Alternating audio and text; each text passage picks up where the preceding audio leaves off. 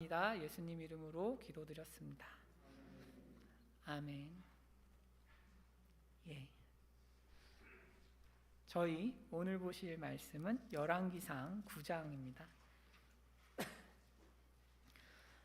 열왕기상 9장 10절에서 14절 말씀. 제가 가진 성경으로 528면에 있습니다. 구약성경 528면입니다. 예, 여러분들 다 찾으신 줄 알고 저와 함께 교독하시겠습니다. 솔로몬이 두 집, 곧 여호와의 성전과 왕궁을 20년 만에 건축하기를 마치고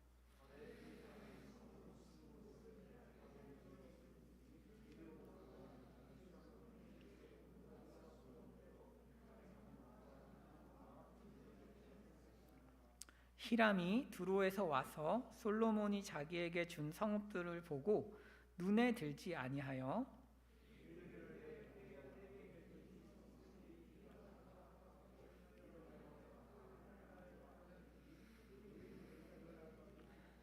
함께 읽으실까요? 히람이 급 120달란트를 왕에게 보내었더라. 아멘.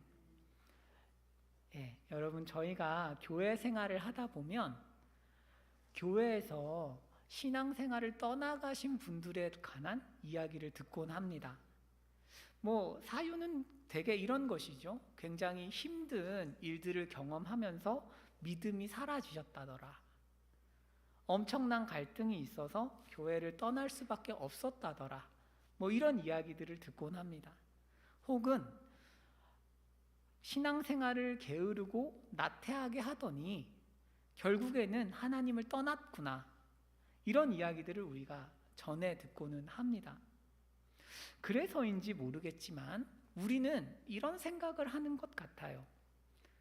하나님과의 관계 문제에 있어서 나만 성실하고 특별한 일이 없다면 아무 문제가 없을 거다라는 어떤 일종의 환상입니다. 하지만 우리가 신앙생활을 해보면 너무 잘 아시겠지만 실제로 우리는 멀쩡하게 신앙생활을 하고 특별한 문제가 없음에도 불구하고 하나님과 관계가 멀어질 때가 있습니다. 이유를 딱히 찾을 수는 없지만 하나님과의 관계에 있어서 이전만큼의 열정이 생기지 않고 이전만큼의 헌신을 감당할 자신도 없어진 것입니다. 그렇다고 하여서 내가 감당하기 힘든 특별한 일이 있었던 것도 아니고 신앙생활을 불성실하게 한 것도 아닌데 그런 일을 경험하는 것입니다. 여러분, 우리가 왜 이런 일들을 경험할까요? 오늘 성경은 이 질문에 대답하는 성경입니다. 오늘 본문은 우리가 왜 특별한 이유 없이 하나님과 멀어지는가에 관해서 다루는 본문입니다. 여러분, 기대하는 마음으로 한번 말씀을 보시죠. 안 보이시죠? 제가 말로 할게요. 말로. 죄송합니다. 하지만 나중에 영상으로 보시는 분들한테는 도움이 되니까 제가 그냥 틀어놓는 거예요. 안 보이시는 거 압니다. 그런데 열왕기에서 솔로몬 이야기는 1장에서 11장까지 이어지는 굉장히 긴 이야기입니다. 그래서 이 긴 이야기를 잘 이해하려면 전체적인 구조를 알면 좋습니다. 1장에서 2장은 솔로몬이 다윗으로부터 왕위를 계승받는 그런 서론이라고 할 수 있어요. 일종의 서론입니다. 그리고 본론은 3장에서부터 11장까지 쭉 이어지는데요. 3장에서 8장까지가 솔로몬을 굉장히 긍정적으로 묘사하는 본문입니다.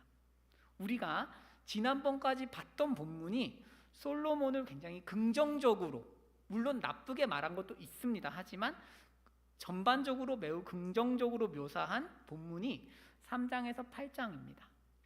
그리고 오늘부터 저희가 보게 될 9장에서 11장은 솔로몬을 상대적으로 부정적으로 그려낸 본문입니다. 그런데 성경이 이 긍정과 부정을 어떻게 그려내는가 하면 이 부분이 꽤 재밌습니다. 비슷한 사건을 솔로몬에게 등장시키고 솔로몬이 비슷한 상황에서 어떻게 달라진 반응을 취하는지를 통해서 우리에게 솔로몬이 이만큼 변했다 이렇게 알려줍니다. 무슨 이야기인가 하면요, 솔로몬은 꿈을 2번 꿉니다. 하나님을 2번 만나요. 이 이야기는 꿈을 비교하라는 이야기입니다. 또 하나는 지혜와 여인들이 묶인 이야기들이 있습니다. 예를 들어서 창기가 아들이 죽은 사건이죠. 내 아기가 죽어서 솔로몬에게 온 지혜 사건과 10장으로 가면 스바 여왕이 지혜를 얻기 위해서 솔로몬에게 찾아온 사건이 있습니다. 이 2 사건을 대조하라는 것입니다. 그리고 히람과의 이야기, 또 교역과의 관계, 이런 것들을 통해서 솔로몬이 전반기와 다른 어떤 모습을 보이는지에 주목하라는 것이죠. 여러분, 그래서 오늘 저희가 살펴볼 것은 히람과의 관계입니다. 히람과의 관계가 어떻게 변화였는가, 여기에 집중해서 보겠습니다. 여러분, 9장 1절 한번 보실까요? 그 전에 9장 2절입니다. 9장 2절을 보시면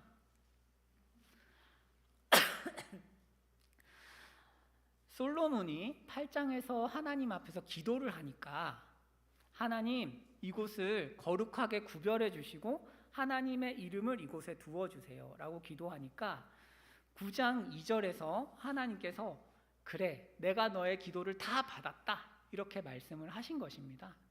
그래서 맞아, 내가 너의 기도를 다 받았다.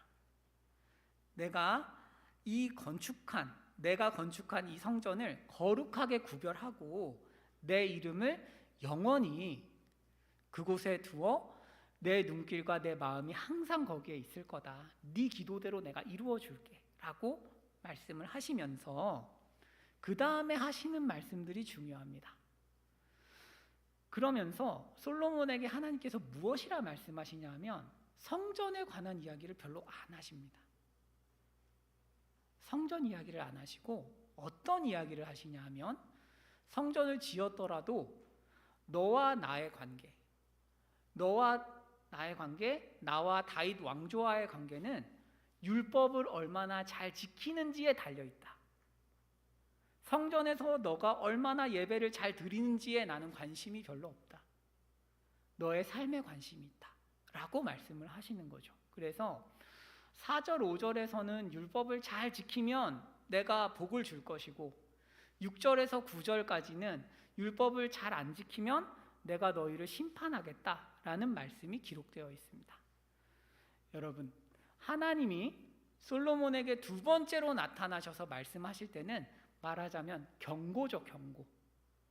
경고하시는 말씀의 분량이 압도적으로 많은 거예요. 잘 못하면 심판할 거야 라는 경고의 말씀이 압도적으로 많습니다. 이것은 처음에 솔로몬이 하나님을 만났을 때와는 굉장히 다른 분위기죠. 처음에 만났을 때는 뭘 줄까? 라고 물으시던 하나님께서 이제는 잘 안 지키면 혼난다 라고 말씀하고 계신 것입니다. 경고의 메시지를 주고 계세요. 여러분, 우리가 만일 성경을 잘 모른다면, 이 다음 이야기를 모른다면 우리는 아마 이렇게 생각할 것 같아요. 아, 솔로몬이 하나님께 헌신하는 이야기가 나오겠구나. 그렇지 않겠습니까? 아니 특별히 솔로몬이 하나님께 잘 못할 이유가 없잖아요. 지금까지 솔로몬을 하나님께서 축복해 주셨고 솔로몬이 그래서 성전도 지었고 심지어 경고를 받아서 못하면 혼난다라는 이야기까지 들었는데 솔로몬이 특별히 못할 이유가 없죠. 그런데 우리가 너무나 잘 알지만 솔로몬이 점점 하나님과 멀어지는 것입니다. 여러분, 이 모습이 우리와 너무 닮아 있지 않습니까? 우리를 정말 더욱 놀라게 하는 것은 아무리 성경을 뒤져봐도 솔로몬이 특별한 일을 경험한 게 아니에요. 하나님을 멀리할 만한 사건이 있었던 게 아닙니다. 그냥 멀어진 거죠. 그리고 심지어 솔로몬이 외형적으로 예배를 안 드린 것도 아닙니다. 예배를 잘 드렸어요. 한번 보시면 25절에 이렇게 기록되어 있습니다. 솔로몬이 여호와를 위하여 쌓은 제단 위에 해마다 3번씩 번제와 감사의 제물을 드리고, 해마다 3번씩 드렸다는 것은 무교절, 77절, 초막절을 다 지켰다는 의미예요. 말하자면 솔로몬은 하나님 앞에서 외형적으로는 아무 문제 없는 신앙생활을 하고 있었던 거죠. 그런데 왜? 이제 우리의 질문은 이것입니다. 그런데 왜 솔로몬은 하나님과 멀어졌을까? 왜 우리는 정상적으로 신앙생활을 하는 것 같은데 하나님을 사랑하지 못할까? 오히려 내 마음은 자꾸 세상을 향해 갈까라는 질문을 할 수 있겠죠. 오늘 여러분 우리가 본문을 통해서 우리 문제를 한번 점검하고 하나님께 다시 한번 돌아가는 은혜가 있기를 축복합니다. 여러분 오늘 본문에서 이제 솔로몬과 히람의 관계를 살펴볼게요. 5장에서 제가 말씀드렸지만 솔로몬과 히람이라는 왕은 같이 왕이지만 동급이 아닙니다. 왕이라고 둘 다 성경이 불러주기는 하지만 같은 급이 아니에요. 왜냐하면 솔로몬은 팔레스타인 전역을 다스리는 왕이에요. 하지만 두로왕 히람은 두로라는 작은 섬과 그 일대를 다스리는 작은 나라의 왕입니다. 말하자면 대통령과 부산시장 이 정도의 개념이라고 이해하시면 되겠습니다. 그렇다고 막 정확히 따지면 또 아니에요. 그냥 이제 대충 그런 느낌이다 이렇게 이해하시면 되겠어요. 그런데 여러분 솔로몬이 지혜가 있을 때는 어떻게 행동을 하냐면 히람이라는 왕을 자기와 거의 동등하게 대등하게 대우하는 것을 우리가 보았습니다. 한번 보실까요? 5장 9절에서 10절 12절 말씀인데요, 제가 한번 읽겠습니다. 히람이 이런 말씀을 하는 거예요. 내 원을 이루어 나의 궁정을 위하여 음식물을 주소서 하고 솔로몬의 모든 원대로 백향목 제목과 잣나무 제목을 주매. 무슨 얘기냐 하면 서로의 원을 이루어주고 있죠. 서로의 소원을 이루어주고 있고, 그래서 그 결과 솔로몬이 침묵했다 돼 있어요. 히람과 솔로몬이 침묵했다. 샬롬이라는 단어입니다. 우리가 너무 잘 아시는 샬롬이라는 단어죠. 서로의 소원을 이루어주는 관계니까 평안한 거죠. 온전한 거죠. 이것을 성경은 지혜라고 합니다. 조금 협상 과정에서 손해를 볼 수 있지만 그럼에도 불구하고 사람을 얻는 것, 이게 성경이 말하는 지혜죠. 그런데 9장에 오면 이 분위기가 바뀝니다. 어떻게 바뀌는가? 이제 금이 필요했던 솔로몬은 히람에게 성읍을 주거든요. 우리 같이 11절 한번 읽어보면 좋겠습니다. 시작. 갈릴리 땅에 성읍 20곳을 히람에게 주었으니 이는 두로왕 히람이 솔로몬에게 그 온갖 소원대로 백향목과 잣나무와 금을 제공하였음이라. 아멘. 여러분 여기에서 우리가 반드시 알아야 하는 것 중 하나는 갈릴리 땅은 하나님이 이스라엘에게 약속으로 주신 땅이에요. 무슨 얘기냐 하면 약속으로 주신 땅이기 때문에 팔면 안 돼요. 거래의 대상이 될 수 없어요. 그런데 솔로몬은 이것을 거래하고 있는 것입니다. 왜 그럴까요? 간단하죠. 갈릴리 땅이 약속의 땅이기는 하지만 경제적으로 가치가 없어요. 쓸모가 없어요. 그러니까 그냥 넘겨주는 것입니다. 하나님의 땅을 경제적인 이익을 위해서 그냥 팔아버리는 것이죠. 한편 이 땅을 받은 히람은 이걸 보고 기분이 나쁜 거죠. 나한테 이런 땅을 줘? 기분 나쁘네. 그러면서 가불이라고 부릅니다. 이 성읍을 가불이다. 가불은 쓸모없는 땅, 족쇄가 된 땅, 이런 뜻이에요. 차라리 이 성읍을 안 받았으면 모르겠는데 성읍을 받는 바람에 솔로몬에게 돈을 보내야 되는 처지가 되었으니 이 땅이 족쇄라는 것입니다. 이거 나를 올가매는 족쇄구나. 여러분 어떻습니까? 5장에서 솔로몬은 히람을 착하게 대우했어요. 9장에서 솔로몬은 히람의 사정을 더 이상 봐주지 않습니다. 이게 큰 변화죠. 이제 솔로몬과 히람은 더 이상 평강하지 않습니다. 솔로몬이 어리석어진 것이죠. 사람을 잃고 있으니까요. 솔로몬은 사람과의 관계도 잃어버리고 있고 하나님의 언약도 어기고 있습니다. 왜요? 탐심 때문이죠. 금을 얻기 위해서입니다. 금 120달란트를 위해서 팔아버린 것이죠. 여러분, 우리도 탐심에 사로잡히면 하나님과의 관계와 사람과의 관계를 희생하기 시작합니다. 그래서 교회에 드리는 시간이 참 아까워요. 탐심 때문에. 왜냐하면 시간이 돈이니까. 그죠? 시간은 돈으로 바꿀 수 있는 것이기 때문에 탐심에 사로잡힌 사람은 시간을 교회에 쓰지 못합니다. 아까운 거죠. 이거 시간을 조금만 더 지혜롭게 쓰면 20만 원, 30만 원 더 벌 수 있는데 무슨 기도회를 가나? 그게 계산이 나오기 때문에 어려운 거죠. 하지만 사실 그 돈 없어도 잘 삽니다. 그 돈 없으면 안 쓰면 되는데 굳이 그걸 가서 벌고 나는 바빠서 못 옵니다. 사실은 여러분, 우리가 상황을 다 대부분 이해하지만 대부분의 경우는 탐심에 사로잡힌 경우가 많습니다.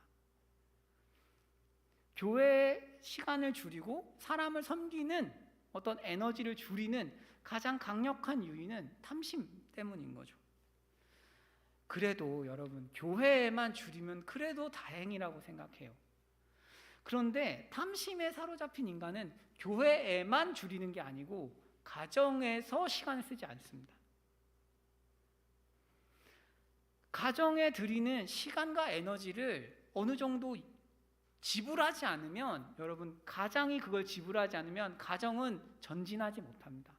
화목할 수 없어요.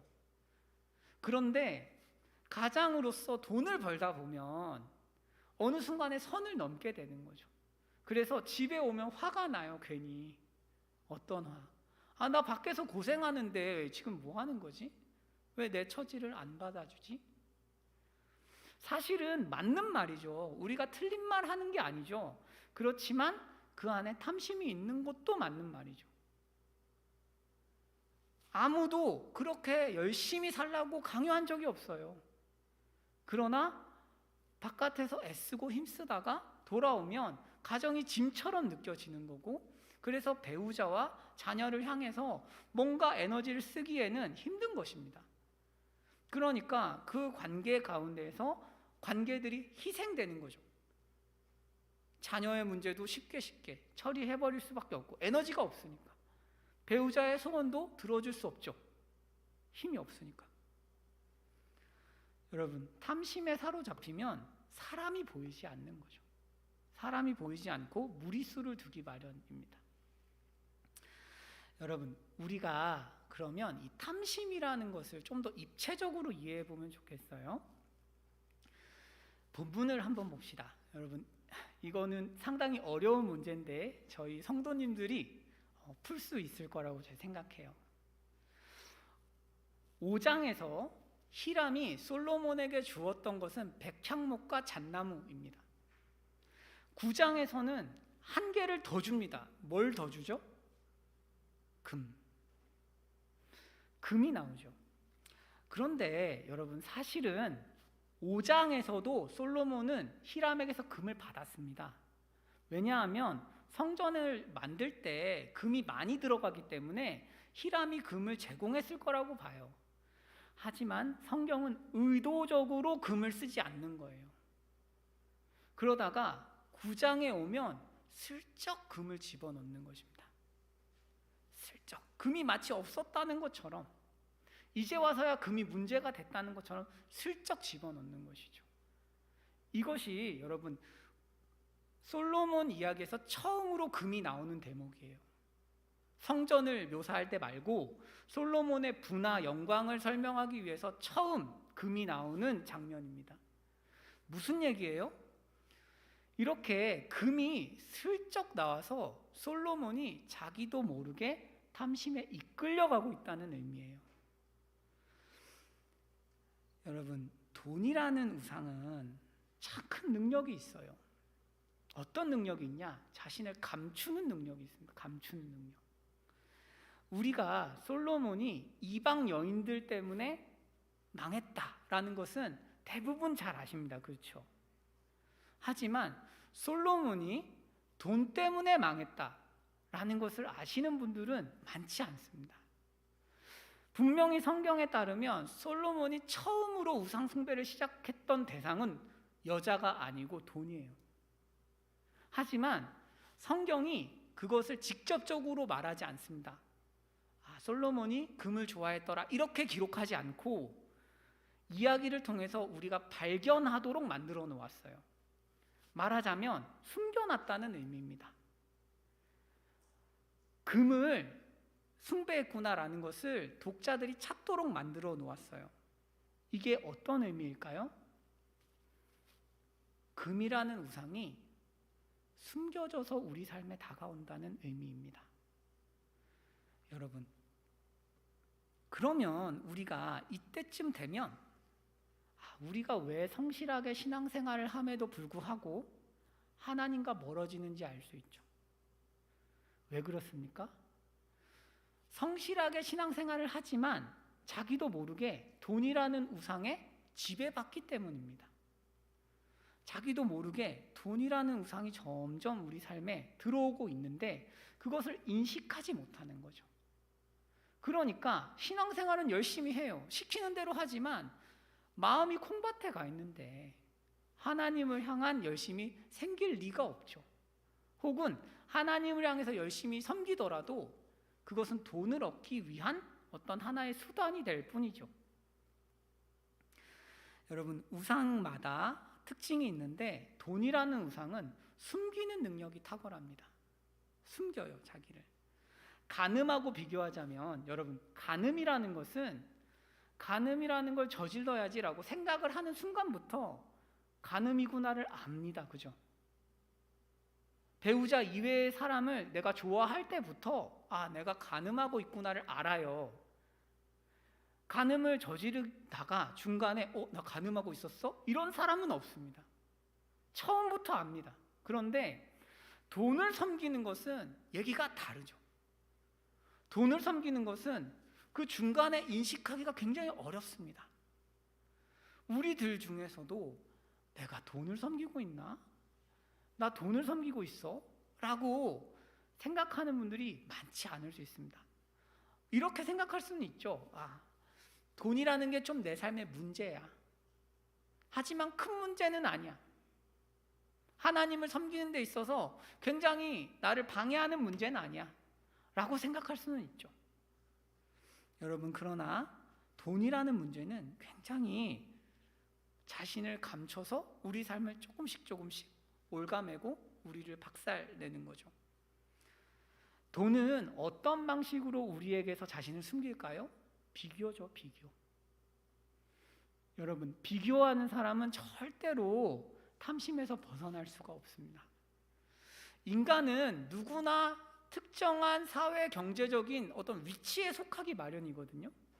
우리 중에는 조금 못 사시는 분도 있어요. 말하자면 소득 분위가 10분위도 있고 9분위도 있고 막 이러잖아요. 그래서 중산층도 있고 잘 사시는 분도 있고 이러실 텐데 자기가 잘 산다고 생각하는 게 굉장히 어렵습니다. 늘 비교는 자기보다 잘난 사람하고 하거든요. 더 많이 버는 사람하고 하기 때문에 늘 나는 돈을 부족하게 번다라고 생각하는 거죠. 나는 땡땡보다 잘 못 살고 소득이 적고 그러니까 나는 돈이 필요해요. 하나님 돈을 주세요. 라는 식으로 접근하게 되는 것이죠. 이 비교하는 가운데에서 탐심이 다 은폐되는 거죠. 내가 욕심을 부린다고 생각하지 않고 내가 부족하다고 생각하기 때문입니다. 나보다 더 나은 나보다 소득이 더 많은 사람들을 보면서 늘 내가 부족해 라고 생각하기 때문에 누군가 와서 욕심이야 라고 하면 굉장히 어색한 것이죠. 아니 난 욕심 안 부리는데, 나 삶이 힘들어 라고 대답을 하는 것이지 욕심이라고 인지하는 것이 굉장히 어렵습니다. 여러분, 그렇게 탐심이라는 것은 당연함이라는 가면을 쓰고 우리에게서 당연히 더 많은 걸 추구해야지, 당연히 돈을 더 많이 벌어야지, 하나님의 법이 뭐가 중요하냐 라고 우리를 조금씩 속여가죠. 처음부터 큰 것을 어기라고 하지 않습니다. 처음부터 주일 예배를 빠지라고 하지 않아요. 처음부터 기도회에 가지 말라고 얘기하지 않습니다. 셀 예배를 희생해라고 이야기하지 않아요. 아주 슬금슬금 조금씩 할 뿐이죠. 하지만 그 결국은 우리의 신앙을 박살내는 거죠. 그렇다면 여러분, 지금 이 시간만큼이라도 우리가 탐심에 사로잡혀 있는지를 한번 판별해 보죠. 여러분, 가장 손쉬운 기준이 뭘까요? 가장 손쉬운 기준 11조죠. 그거는 명확한 것입니다. 그래서 지금 제가 11조 설교할 건 아니어서 간단히만 언급하고 넘어가자면, 여러분, 육신의 사람은 영적인 것의 가치를 모르기 때문에 어리석어요. 11조 하는 게. 11조 못합니다. 11조를 안 한다고 생각하시죠? 아니요, 못하는 것입니다. 의지가 없다고 생각하시죠? 아니요, 능력이 없는 것입니다. 왜? 탐심의 종이기 때문에. 그것이 정확한 진단이지, 내가 할 수 있는데 안 하는 거야. 사람들은 그렇게 접근하죠. 천만의 말씀입니다. 탐심의 종이니까 못하는 거죠. 의지가 있어서 내가 의지가 없기 때문에 못한다. 아니요, 노예이기 때문에 못하는 것입니다. 강도사님 뭐 그렇게 11조 얘기를 많이 하세요? 할 수 있는데, 여러분, 11조는 그냥 오르니까 하세요. 그러니까 뭐 하면 복 준다, 뭐 당연히 그런 개념도 있고 다 있지만 우리가 이익을 따라서 행동하는 사람이 되면 안 되겠죠. 그게 아니고 하나님과의 관계에서 올바르면 하는 것을 해야죠. 그래야 좋은 인격이 나오는 거죠. 그게 아니라 맨날 뭐 유익만 따라가면 도대체 그 배울 게 뭐가 있습니까? 그것이 아니고 하나님께서 정하신 법칙이 옳고 나를 사랑하신 그분이 맞다고 하면 하는 거죠. 여러분, 우리가 11조 할 때 그냥 생각 없이 하면 좋겠어요. 생각 없이. 세상 사람들은 무지성으로도 막 하던데 뭐 대깨문도 있고 이러잖아요. 죄송합니다. 근데 무지성으로 지지한다 아니에요? 무지성으로? 뭐 대깨 예가 없죠, 그죠? 죄송합니다. 아무도 안 웃으셔가지고 당황스러운데, 여러분, 그런 거예요. 그래서 우리가 그냥 하나님 말씀이 옳으면 생각하지 않고 그냥 하면 좋겠습니다. 여러분, 그런데 제가 지금 그 얘기 할 게 아니고요, 11조를 하고 안 하고가 문제가 아니고 11조를 성실하게 하더라도 우리가 탐심에 사로잡혀 있을 수 있죠. 어떻게 알 수 있을까요? 성경에 따르면 우상 숭배자는 우상을 사랑합니다. 그래서 사랑한다는 것은 늘 생각한다는 의미죠. 늘 생각하는 거죠. 생각하면서 돈을 어떻게 하면 더 벌까? 어떻게 하면 돈을 더 벌고 어떻게 하면 보다 재테크를 잘해가지고 돈을 늘릴까? 그래서 아마 여러분, 우리 중에 지금 앉아 계셔서 다 거룩해 보이시지만 집에서 부동산, 주식 다 찾아보시죠? 다 찾아보시고 주식 떨어지면 마음 아프고 이러잖아요. 지금 주식이 많이 떨어져가지고 마음 아픈 분들이 한둘이 아니래요. 지금 막 정신이 없대요. 지금 이렇게 앉아는 있지만 그러면서 막 염려하고 걱정하고 미치겠다, 그때 왜 하나님 버튼 누르게 해가지고 그때 막아줬어야지. 막 여러분, 우리가 한 거예요. 여러분, 돈을 사랑하는 사람은 돈 생각밖에 안 해요.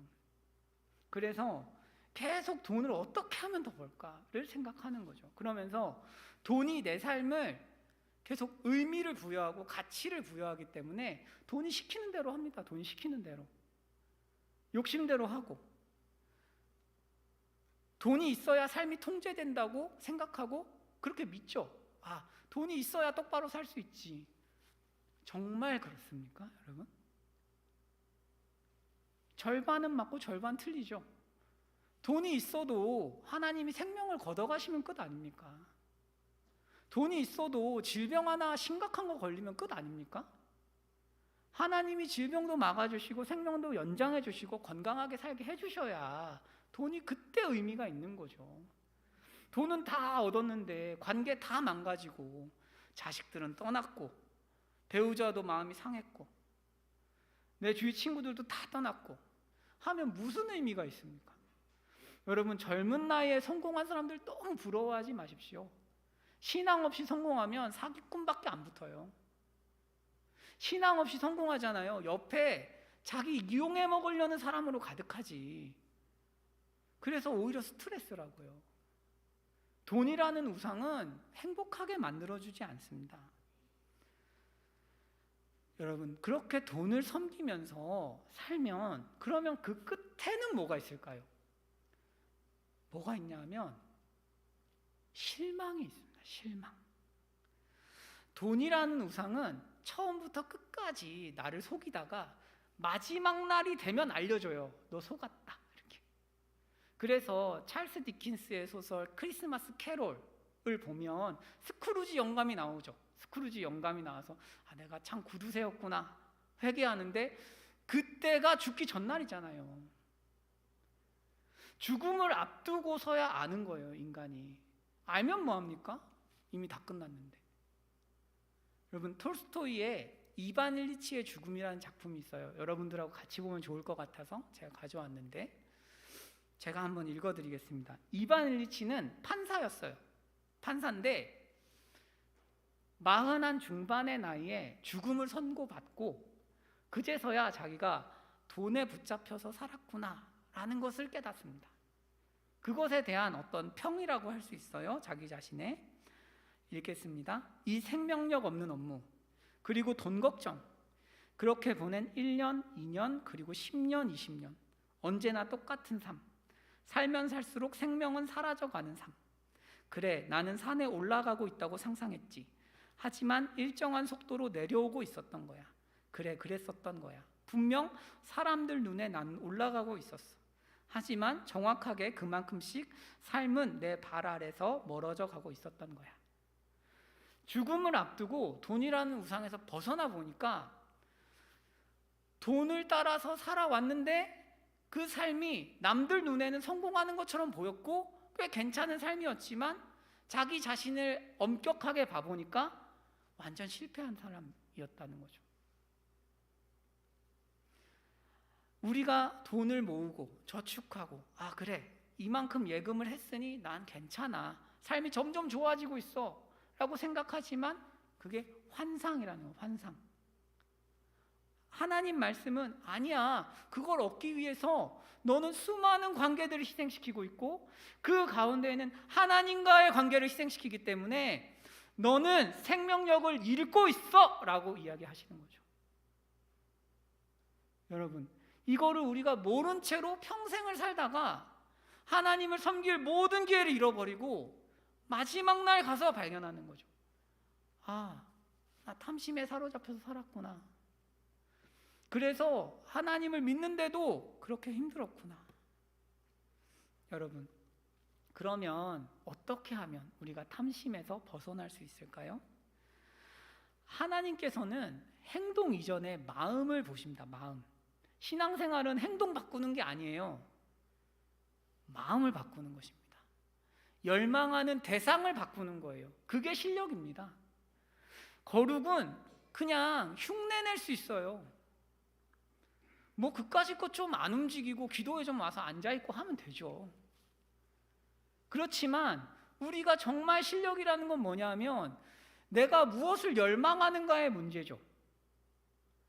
내가 정말 어디에서 삶의 목적과 의미와 가치를 얻고 있느냐. 여러분, 우리가 세상에서 살기 때문에 자연스럽게 세상 사람들 말대로 우리의 삶의 목적과 방향과 의미와 가치를 찾습니다. 그곳에서. 그것을 하나님 말씀 안에서 계속 바꾸는 것이 신앙생활이고 궁극적인 훈련이거든요. 여러분, 하나님께서는 우리 마음을 어떻게 바꾸실까요? 어떻게? 이것이 이제 남은 시간의 주제인데요. 한번 우리가 솔로몬이 왜 타락할 수밖에 없었는지를 알면 좋겠어요. 솔로몬이 어쩌다가 이렇게 돈이라는 우상에 너무 쉽게 넘어갔는가? 여러분, 이 기도 한번 보실까요? 이 기도 3장 6절인데요. 기도에 이렇게 적혀 있습니다. 솔로몬이 이르되 주의 종 내 아버지 다윗이 성실과 공의와 정직한 마음으로 주와 함께 주 앞에서 행함으로 주께서 그에게 큰 은혜를 베푸셨고. 여러분, 이 기도가 문제입니다. 이 기도가 문제예요. 제가 해석한 게 아니고 다 공부하신 권위자분들이 해석을 해놓은 거예요. 제가 이상한 해석을 하는 게 아니고요. 뭐가 문제냐 하면 솔로몬은 이렇게 생각하는 거죠. 다윗이 잘했으니까 하나님이 은혜를 주셨지. 우리 아빠 다윗이 하나님께 잘했으니까 하나님이 은혜를 주신 거야 라고 생각합니다. 여러분, 이 순서가 맞습니까? 틀립니까? 틀리죠. 하나님이 은혜를 주셨으니까 다윗이 잘한 거죠. 제가 이 얘기하니까 이다윗 형제가 깨요. 잠에서 깨시는데, 여러분, 하나님이 은혜를 주셔야 인간이 잘하는 거죠. 인간이 잘해서 은혜를 받는 부분 분명히 있지만 겉으로 그렇게 보이는 거고, 사실은 가장 본질적인 차원에서는 하나님의 은혜가 작동을 하는 거잖아요. 말하자면 솔로몬은 하나님을 잘 몰라요. 솔로몬은 내가 하나님께 잘했으니까 복을 받는 거야, 이런 식으로 단순히 생각하는 것입니다. 그렇기 때문에 솔로몬은 은혜를 몰라요. 은혜를 모르면 삶의 의미를 하나님에게서 찾지 않습니다. 그러니 우상을 계속 찾아갈 수밖에 없는 거예요. 하나님의 은혜를 모르면 계속 바깥에서 삶의 의미를 찾기 마련입니다. 사람은. 인간이란 존재는 굉장히 놀라운 존재예요. 어떤 존재냐? 여러분, 집안의 강아지, 고양이 뭐 이런 애들은 자기가 왜 사는지를 고민하지 않아요. 그렇죠?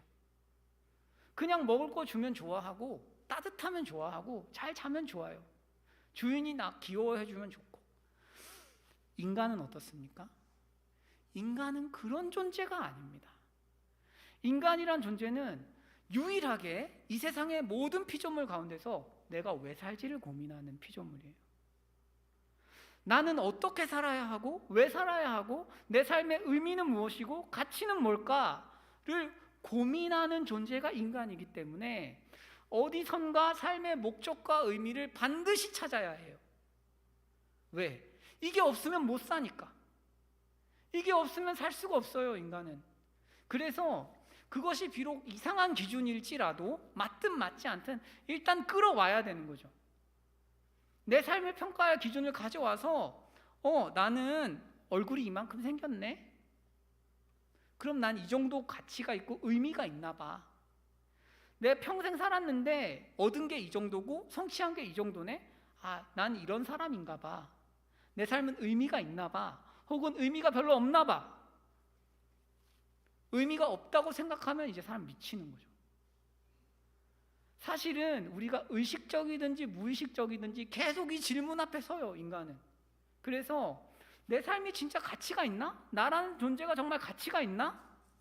이것을 계속 고민하기 때문에 사람은 우상이든 하나님이든 둘 중 하나에서 삶의 의미를 찾아내야 돼요.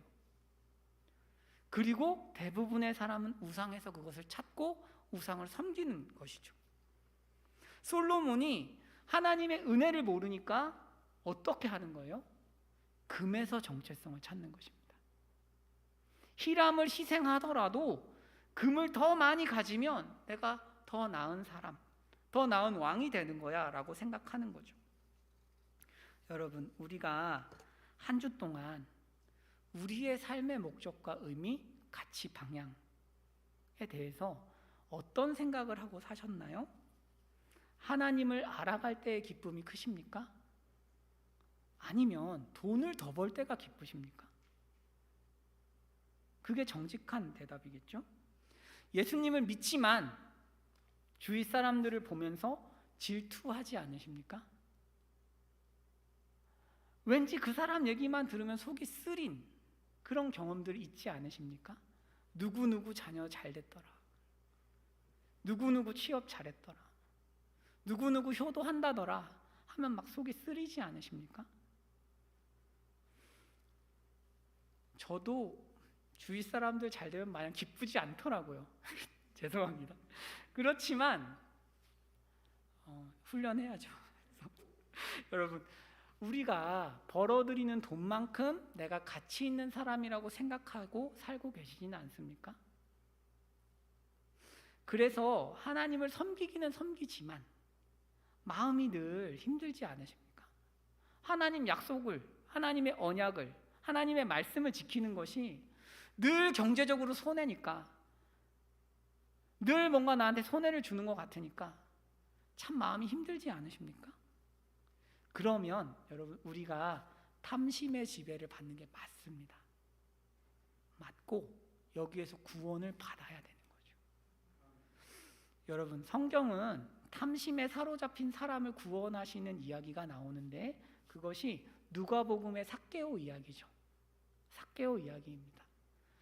누가복음에서 삭개오는 사람들이 혐오하는 세리장입니다. 세리장. 여리고라는 거대 도시의 세리장이니까 이 사람 보통 내기가 아니죠. 돈에 미쳐도 단단히 미친 인간입니다. 사람들이 자신을 아무리 욕하고 비난하더라도 정작 자기 앞에서는 자기에게 굽신거려야 하니까 그게 좋았겠죠. 자기가 지위가 올라가고 뭐 남들이 욕하든 말든 어쨌든 돈이 있으면 남들이 자기 무시 못하고, 결정적인 순간에는 자신의 눈치를 봐야 하니까 돈을 가지고 자신의 가치와 목적을 찾은 것이죠. 그러면서도 한편으로는 영적인 갈급함을 어떻게 해결할 방법이 없어서 예수님을 기다린 거죠. 예수님께서 여리고로 오셔서 삭개오를 만나십니다. 뭐라고 하세요? 내려와라. 내가 오늘 너의 집에 유하여야겠다. 이렇게 말씀하시죠. 삭개오가 이 과정에서 하나님의 은혜를 경험하는 거죠. 삭개오의 세계관에서는 누군가에게 용납받고 인정받기 위해서는 돈이 필요한 세계입니다. 그런데 예수라는 분은 오셔서 아무것도 요구하지 않으시는 것입니다. 말 그대로 그냥 존재 자체를 인정해 버리시는 거죠. 너 존재 자체로 귀해. 아무것도 가지지 않아도 괜찮아. 아무것도 하지 않아도 괜찮고 나한테 잘하지 않았어도 괜찮아. 네가 제일 나쁜 놈인 거 내가 더 잘 알아. 하지만 내가 너를 사랑한다. 너는 내가 그냥 나의 선함으로 품은 것이지 너의 어떠함 때문에 내가 너를 품은 것이 아니야. 라고 은혜를 주신 거죠. 삭개오가 깨달은 것은 은혜였습니다. 아, 내가 참 보잘것없고 못났지만 하나님 앞에서 받아들여지는 존재구나. 누구보다 더 큰 사랑을 받고 있고 엄청난 가치를 가지고 있고 나라는 사람이 하나님 앞에서 흠없는 존재로 여겨지는구나 라고 믿은 것입니다. 더 이상 삭개오가 돈으로 자기 자신을 증명할 필요가 없어진 거죠. 그러니까 돈으로 다른 사람을 섬길 수 있는 거죠. 돈이 내 인생의 가치라고 생각하는 사람은 돈으로 사람을 절대 도울 수 없어요. 돈이 있는 만큼 자기가 귀한 사람이니까. 삭개오가 그렇게 열심히 돈을 모은 이유 아닙니까? 돈이라는 게 있어야 누구도 나 무시하지 않고 가장으로서의 기능도 돈으로 하는 거다. 사실 아마 이 자리에 계신 우리 형제님들, 형제님이라는 표현 좀 그러네. 이제 어르신분들은 그런 압박을 많이 느끼지 않으세요? 아니, 돈을 벌어야 가장 노릇을 하지. 그러니까 이런 압박을 많이 받으면서 돈이 중요해 라고 생각하는 거죠. 하지만 성경이 이야기하는 것은 돈이 문제가 아니다. 너의 가치는 십자가에서 결정됐다 라는 거죠. 우리를 자유롭게 하는 유일한 방법은 내가 예수 그리스도 안에서 엄청난 가치를 가진 존재, 이미 받아들여진 존재라는 것을 믿는 것 외에는 없는 거죠. 돈으로 나를 증명하고 돈으로 내가 얼마나 괜찮은 사람인지를 증명하지 않아도 나는 증명했다. 뭐를? 하나님의 사랑이 내가 괜찮은 사람임을 증명했다 라고 믿어야 되는 거죠. 여러분, 다시 한번 질문 드리고 싶어요. 예수님을 믿지만 다른 사람의 성공과 부요함이 질투나지 않으십니까? 내가 벌어들이는 돈만큼 내가 가치 있는 인물인 것 같아서 마음이 괴롭지 않으십니까? 여러분, 그런 생각이 드실 때 예수님의 십자가를 깊이 묵상해 보십시오. 십자가가 나에게 무엇을 말하고 있는가? 돈이 정말 가치가 있는 것인가? 아니면 하나님의 십자가가 말하는 것, 십자가가 나의 가치를 증명하고 있는 것인가? 여러분, 하나님의 아들이 나를 위해 죽으셨다는 것, 그렇다면 이것보다 더 존귀한 사람이 어디에 있습니까? 여러분, 이 믿음이 있기를 축복합니다. 여러분, 말씀을 맺겠습니다. 여러분, 우리는 직장이 없거나 일하지 않는다고 해서 가치가 없고 모자란 사람 되는 게 아닙니다. 오해하지 마십시오. 일하셔야 돼요. 건강하고 젊은 사람 집에 있으면 안 돼요. 일하셔야 됩니다. 성경의 명령이에요. 그런데 지금 제가 말하고 싶은 것은 그게 아니고 돈의 액수가 나의 가치를 결정하지 않는다는 거죠. 때로는 실패하고 잘못하더라도 그것이 성공한 사람들보다 못난 사람이 되는 것도 아닙니다. 내가 직장이 변변치 않으니까 더 좋은 직장을 가진 사람들보다 내가 못한 것도 아니에요.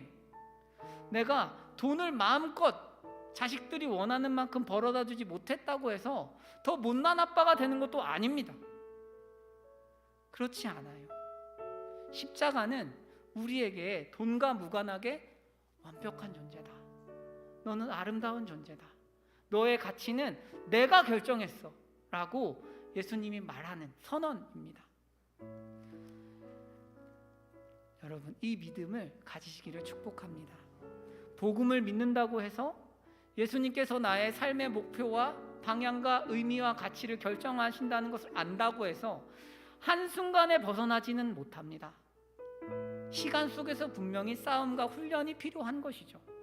하지만 여러분, 이번 한 주 동안은 이런 싸움을 실제로 해보시면 좋겠어요. 내가 초라하다고 느껴질 때, 내가 뭔가 다른 사람보다 못하다고 느껴질 때 십자가로 돌아가는 것입니다. 하나님, 저는 어떤 인간입니까? 나는 어떤 가치를 가지고 있습니까?